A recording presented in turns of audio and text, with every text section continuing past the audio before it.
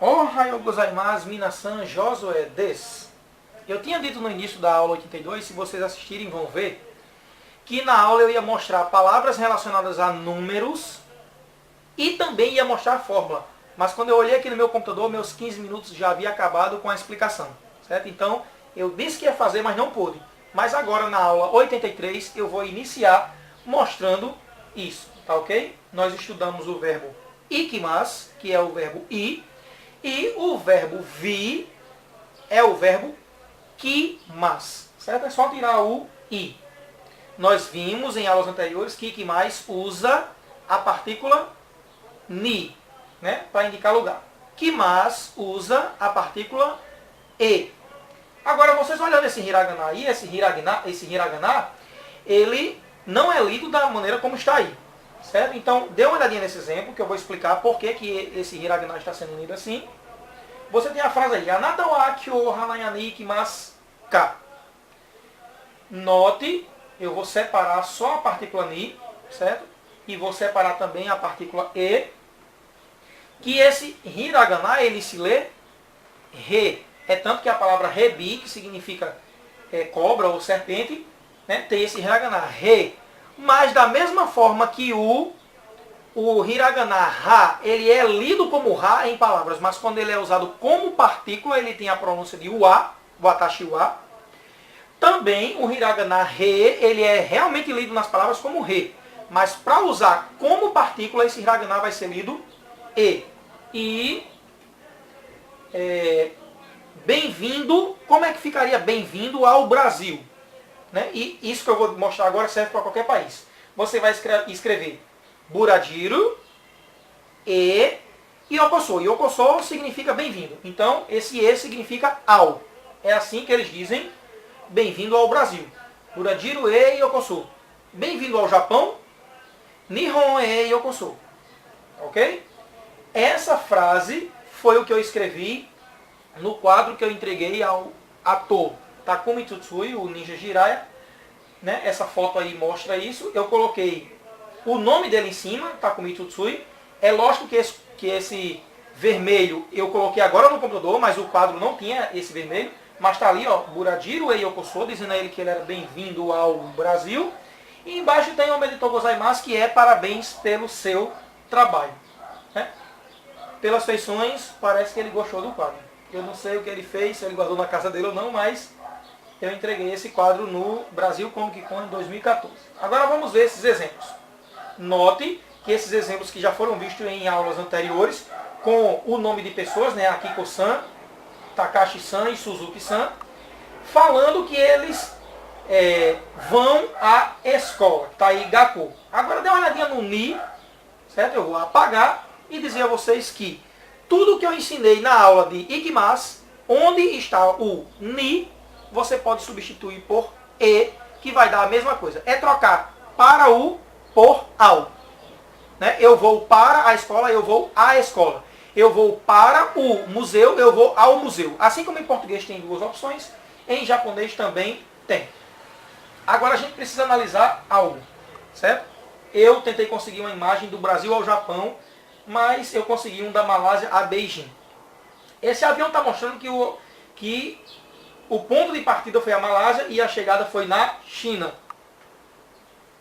Para que nós aprendamos a frase usando o verbo vi, vai ser preciso você entender que existe uma fórmula para se falar do destino e existe uma fórmula para se falar da partida, porque você pode usar essas duas situações, certo? Inclusive, a partícula vai mudar. Eu vou mostrar 3 situações agora. A situação 1, eu vou ao Japão, eu vou para o Japão e eu vou do Brasil. Note que eu vou ao Japão significa dizer que você está no Brasil ainda, mostrando, falando do destino, que você não chegou ainda. Quando você diz eu vou do Brasil, você está no Brasil, falando do ponto de partida. Na situação 2, eu vim ao Brasil, significa que um japonês, né, eu vou usar o exemplo Japão-Brasil. Um japonês já está no Brasil. Quando é que ele vai usar isso aí? Eu vim ao Brasil para dizer aos próprios japoneses que ficaram lá, onde ele está, Uma pessoa que ele não tem muito contato, se ele falar via internet, ele vai dizer, não, eu não estou em casa não, porque eu viajei, eu vim ao Brasil. Quer dizer, ele já está aqui falando para o japonês. Agora, eu vim do Japão, ele vai dizer isso estando aqui no Brasil para os brasileiros. Adianta ele dizer para um brasileiro, eu vim ao Brasil, se ele já está aqui falando com o brasileiro? Não adianta. Mas essa segunda frase, eu vim do Japão, sim. Por quê? Essa explicação é importante. Olha só essa situação 3. Eu estou fazendo um tour na América do Sul, eu vim da Colômbia, né, quer dizer que ele já passou pela Colômbia, já visitou o país, ao Brasil e depois eu vou para a Argentina. Note que quando ele diz eu vim da Colômbia, ele está dizendo, ele está usando o verbo vir, mas ele não está falando do ponto de chegada, ele está falando do ponto de partida. Eu vim da Colômbia. Quando ele diz ao Brasil, agora sim ele está falando eu vim ao Brasil, o ponto de chegada. E ainda tem um terceiro ponto de chegada que é ele dizendo, e eu ainda vou para a Argentina. Certo? Isso não acontece com a Colômbia, eu vim da Colômbia. Os verbos ikimasu, a frase depende se você está falando do ponto de partida ou do ponto de chegada. No ponto de chegada em português nós usamos para ou ao, eu vou para o Japão ou ao Japão. E o ponto de partida nós usamos a preposição de dado. Eu vim de São Paulo, eu vim da Bahia, eu vim do Rio de Janeiro. Então, para falar do ponto de partida usando o verbo vir, você usa as preposições de dado. Em japonês, para falar ao ponto de chegada, eu vou para tal lugar, você usa ni ou e, que eu acabei de mostrar. E para mostrar eu vim de tal lugar, do ponto de partida, você vai usar kara. Tá certo? Então as frases, para vocês pegarem, vai ficar como está na tela aí, que eu vou escrever hoje só em romanji. Watashi wa burajiru e ikimasu. O que significa isso? Eu vou ao Brasil. Significa que a pessoa não está no Brasil ainda. Colocando Nihon aí, que é Japão, que pode ser também Nippon, fica Watashi wa Nippon e ikimasu. Eu vou ao Japão. Quer dizer, o ponto de chegada. Agora, essa segunda frase aí, Watashi wa burajiru karakimasu. Significa o quê? Eu vim do Brasil. Aí você está dizendo o ponto de partida, você já estando lá no Japão ou em qualquer outro lugar que fale japonês. Watashi wa burajiru karakimasu. O que é que um japonês diria aqui no Brasil, falando que ele veio do Japão? Watashi wa nihon karakimasu. Né? Kimasu, que é o verbo vir, o contrário do verbo ir. Tá ok? Agora, eu vou explicar duas expressões de tempo que nós vamos precisar. Na realidade, para montar nas próximas aulas, eu vou precisar apenas da segunda. Certo? A primeira, a gente não vai precisar. Mas como já está no assunto da aula, eu vou dizer. Antes de ontem e depois de amanhã. Tá certo? Nós vamos precisar de depois de amanhã. Porque quando a gente começar a formar o diálogo do tipo... aonde você vai? Aí eu vou viajar para o Japão. Quando? Você pode dizer depois de amanhã ou usar as expressões de tempo, né? Mês tal, dia tal, nas férias tal. Então a gente vai precisar só de depois de amanhã para as próximas aulas. Antes de ontem, ototoi. Ototoi. E depois de amanhã, asate. Asate. Quer dizer, o primeiro te, ele é um prolongamento do a ou uma pausa. Eu expliquei isso na última aula com capa, que capa, né, que você também pode ler capa, que é aquele demônio das águas, como o Saci Pererê também aqui, né, faz parte do folclore japonês muito conhecido. Se vocês fizerem pesquisa sobre capa, vocês vão ver, né, esse personagem. E também com as palavras mika, que você pode dizer mika ou dar uma pausa, que é o que significa esse primeiro T. Certo? E olhe que para eles, essas letras, a sate, para eles não existe não. Isso existe para o brasileiro. Para eles usam o hiragana tsu pequeno, que não é lido como tsu. É lido como pausa ou como prolongamento da letra anterior, que na maioria dos casos vai ser uma vogal. Ok? Eu gostaria de mostrar a vocês agora uma seleção de lugares, porque em aulas anteriores, na aula que eu falei do verbo ikimasu, o verbo ir, eu usei apenas nise, hanaya e gakko. Loja, floricultura e escola. Certo? Eu vou mostrar agora mais 24 opções que vocês vão ter que anotar todas elas, treinar o kanji e tal. Eu estou devendo uma multidão de kanjis a vocês, mas eu vou fazer uma sessão de kanji. Então vamos lá. Eu vou aumentar a tela agora, para que vocês vejam esses exemplos. Universidade, sala de aula, correio, banco, cafeteria, né, lugar onde costuma se tomar café da manhã, metrô. Como é que vai ficar? Daigaku, Daigaku, Kyoshitsu, Kyoshitsu, Yubin Kyoku, Yubin Kyoku, Ginko, Ginko, olha que esse U é prolongamento do O, Kisaten, Kisaten, esse primeiro S também é prolongamento do I, Chikatetsu, Chikatetsu. Mais 6 exemplos.